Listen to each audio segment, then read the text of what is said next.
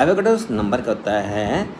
It is defined as the number of atom present in 1 gram atom of the element or the number of molecules present in 1 gram molecule substance.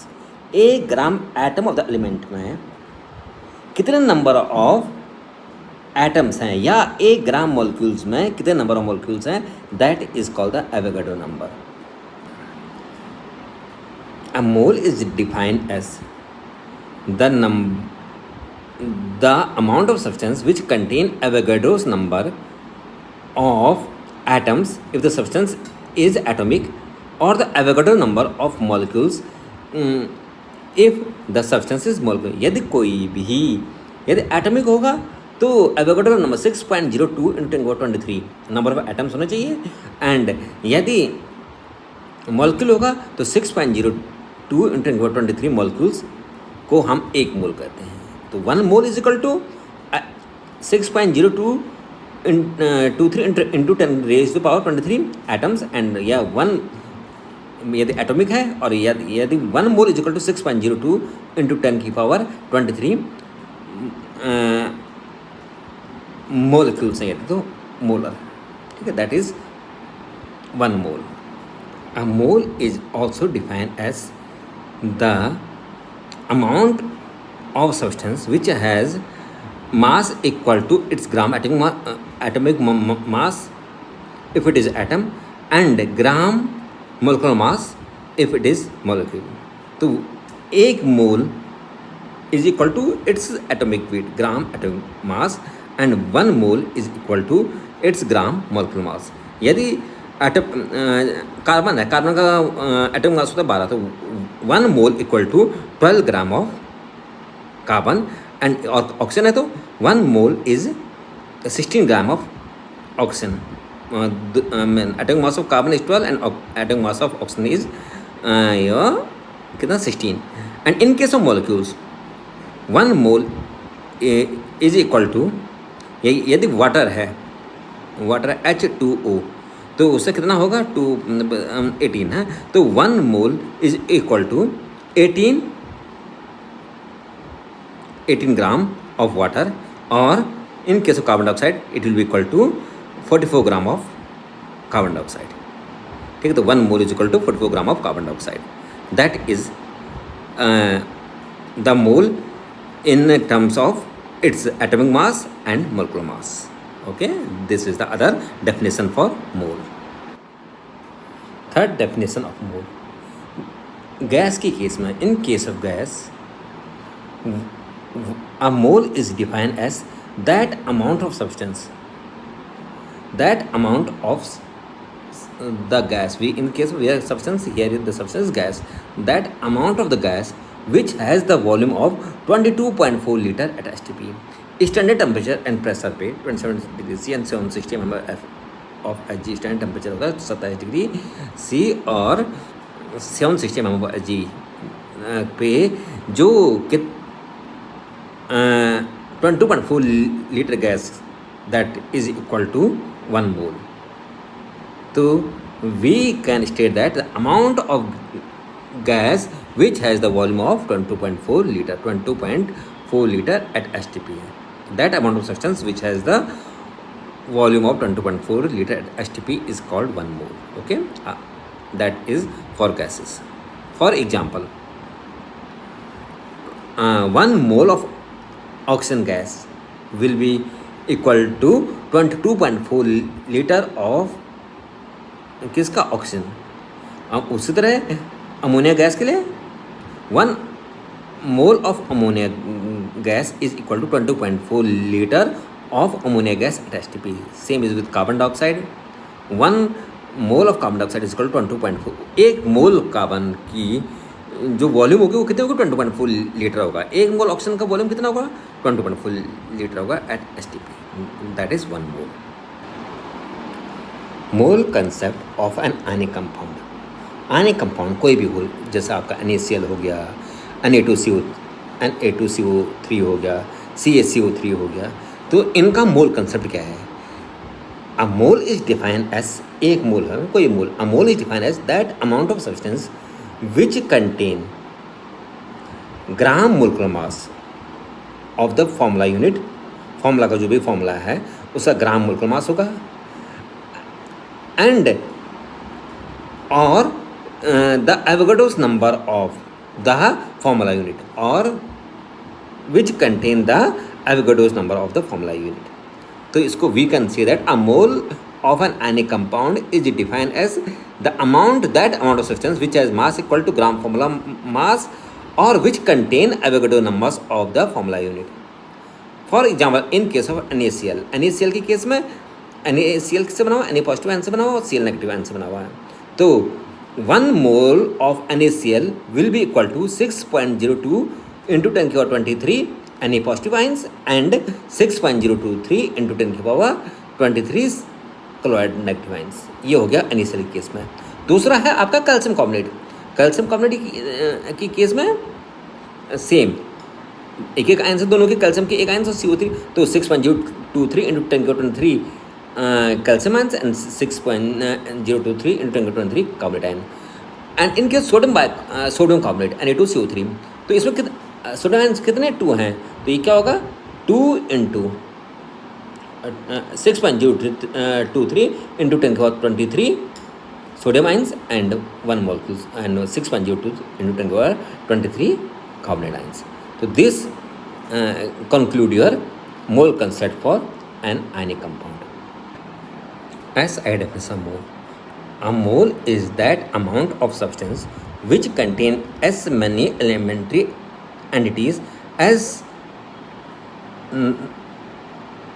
there are number of atoms in 12 gram of carbon. 12 gram of carbon में जितने atoms हैं उतने ही number of elementary entities उस substance को उसका एक मोल कहते हैं हम सिंपली से, ठीक है। That is called 1 mole. 1 mole is defined as that amount of substance which contain as many elementary entities as there are in 12 gram of carbon. Okay, that is called it's element it's mole, 1 mole. Vapour density क्या होती है? Vapour density of a gas is defined as the density of the gas जिसका हमको निकालना है to the density of hydrogen और the mass of certain volume of a gas at STP and pressure to the mass of the same volume of hydrogen at STP। Same volume of hydrogen का mass at STP। Suppose 2 litre oxygen का mass at STP, तो 2 litre hydrogen का मास STP कितना है, इन दोनों का जो ratio होगा that is called vapour density. Make a note that molecular mass is twice of vapour density. जो किसी का मोलिकुलर मास होता है वो हमेशा वेपर डेंसिटी की दुगनी होती है। और we can say that 22.4 litre of any gas at STP weigh equal to its molecular mass. ये भी याद रखना कि 22.4 litre of any gas at STP उसके मोलिकुलर मास के इक्वल होता है। This is very important. Okay, in all physical and chemical change the total mass of the reactant is equal to the mass of the product. पहला law क्या है? Law of conservation of mass. इसमें क्या कहता है, कोई भी physical और केमिकल चेंज में जो आपका मास ऑफ रिएक्टेंट होगा वो मास ऑफ द प्रोडक्ट के इक्वल होगा। Okay, the mass of the reactant is equal to the mass of the product. This is the law of conservation of mass. Second law is the law of constant composition. ये बता रहा है कि जो law of constant composition है, mean कोई भी compound है जो उसके जिससे बना वो कंपाउंड, जिस एटम ऑफ एलिमेंट से जो कंपाउंड जो उनका कंपोजिशन होगा वो फिक्स होगा। For example the formula of water is H2O। तो पानी का सोर्स कोई भी हो, चाहे पानी रिवर का हो, चाहे पानी आपका स्प्रिंग हो, चाहे कहीं का भी पानी हो, पानी का जो फॉर्मूला होगा, जो चाहे बर्फ़ हो चाहे कुछ हो, वो हमेशा H2O रहेगा। उसमें 2 atom of hydrogen and 1 atom of oxygen रहेगा। Mean 2 gram of hydrogen and 16 gram of oxygen ही रहेगा हमेशा।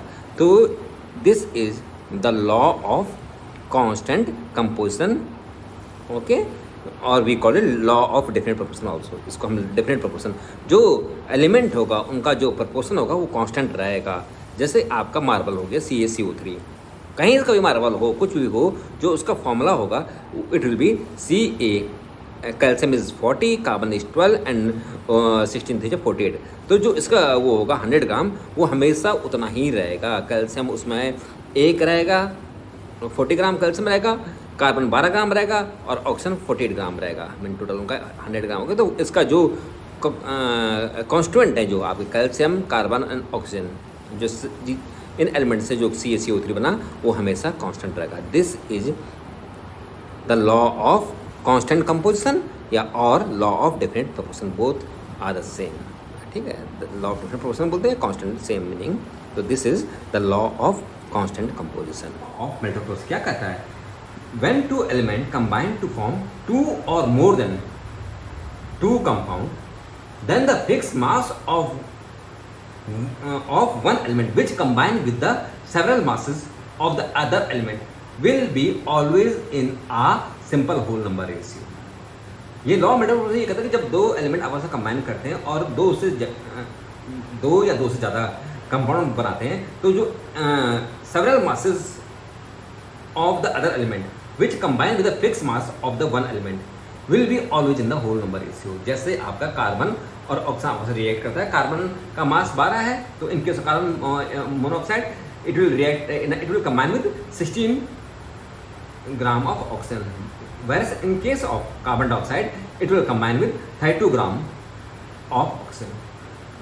तो इसमें क्या है, ऑक्सीजन का CO में 16 है और CO2 में 32 है, तो 16:32 का जो हो गया वो हो गया 1:2 का simple whole number ratio. Same is the case with sulphur and oxygen, keeping the mass sulphur same. Sulphur का मास कांस्टेंट है दोनों में, एक में SO2 बनता है, दूसरे में SO3 बनता है।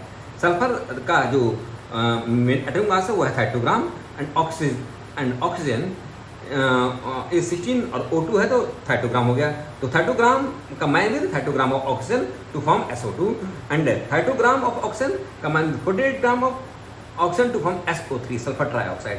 तो जो 32 और 48 का जो रेशियो होगा वो 2:3 होगा। It's again in the simple whole number ratio.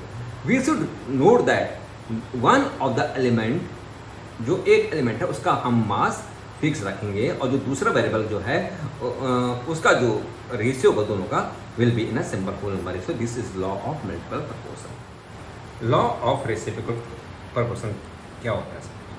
The ratio of the masses of 2 element, suppose C and O, which combine separately with a fixed mass of the third element H, is either same or some simple multiple of the ratio of the masses in which C and O combine directly with each other। ये कहता है कि जब आपके 2 element suppose carbon और oxygen separately combine करते हैं with hydrogen, कि क्या बनाएगा, एक में बनाएगा मीथेन CH4, दूसरे में ONH बनाएगा वाटर H2O। तो हाइड्रोजन इज फिक्स, तो the methane is CH4। Methane क्या CH4 है और H2O इज वाटर। तो the mass of hydrogen is fix. तो इनका कार्बन और ऑक्सीजन का जो रेशियो है, कार्बन और ऑक्सीजन का, कार्बन है इसमें 12 ग्राम और ऑक्सीजन है इसमें 32 ग्राम, और जो इनका रेशियो होगा वो होगा 3:8 का। When C and O combine, the ratio is 1:, C is 12 and O is 32, the ratio is 3:8। तो ये दोनों लगभग सेम है, इज इधर सेम और सिंपल। तो इसमें यहाँ का सेम का एग्जाम्पल है ये।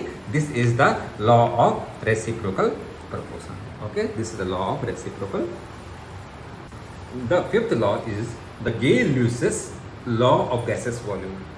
जो पांचवा लॉ कौन सा है? Gay-Lussac's law of gases volume है। ये क्या कहता है? When gases react together they always do so in volume which bear a simple ratio to one another and to the volume of the product. If these all are gases, provided all measurement of volumes done under similar condition to pressure। ये कहता है कि जब दो gases आपस में react करती है, गैस आपस में रिएक्ट करती है और एक प्रोडक्ट बनाती है, वो भी यदि गैस हो, तो under the same condition of temperature pressure जो इनका जो वॉल्यूम का जो रेशियो होगा और जो प्रोडक्ट का रेशियो होगा will always be in a simple whole number ratio. For example hydrogen gas chlorine gas react करती है और वो बनाती है HCl गैस। तो the ratio the volume is, इसका हाइड्रोजन गैस का 1 वॉल्यूम, Cl2 का 1 वॉल्यूम और HCl का 2 वॉल्यूम, तो the ratio is 1:1:2। Same is the case with nitrogen gas react with hydrogen gas to form ammonia gas. तो 1 volume 3 volume will give 2 volume, तो the ratio is 1:3:2। तो this is Gay-Lussac's law of gases volume।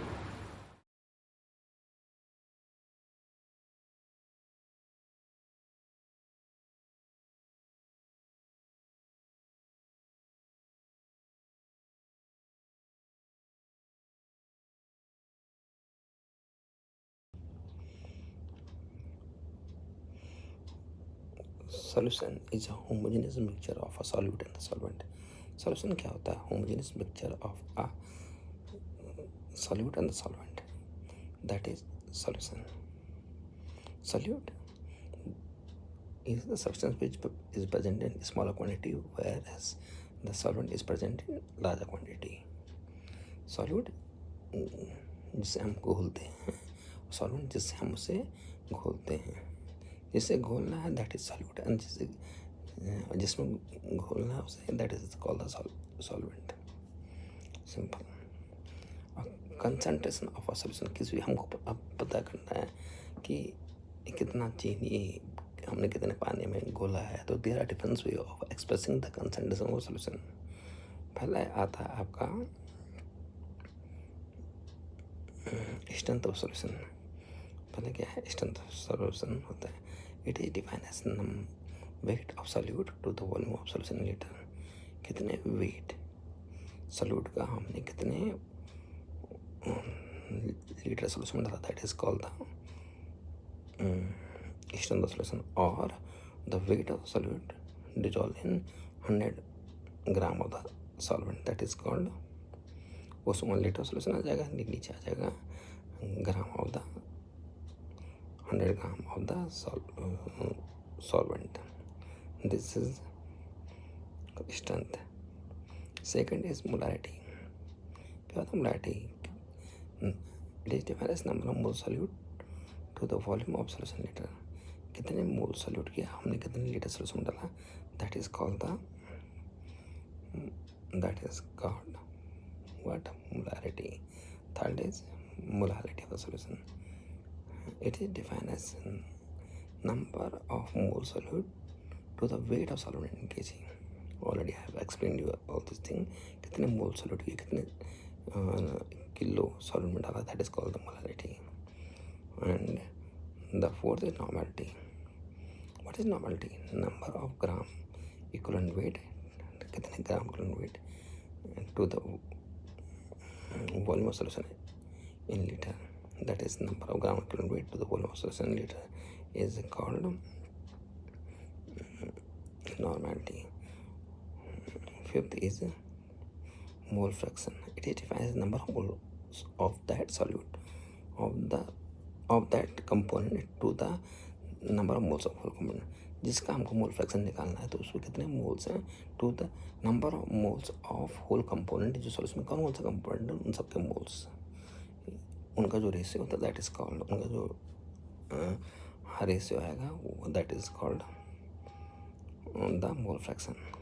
It is simply mole fraction is defined as the number of moles of that component to the number moles of whole component, that is called the mole fraction. अब one topic is very important, one is acidity, basicity। okay, acidity is for base and basicity is for acid। तो acidity क्या होती है? It is defined as number of hydroxyl ion replaceable, उसे हम उसकी acidity कहते हैं। फॉर एग्जांपल NaOH, तो NaOH की जो एसिडिटी होगी वो होगी 1 बिकॉज उसमें एक OH आयन है। Second is calcium hydroxide.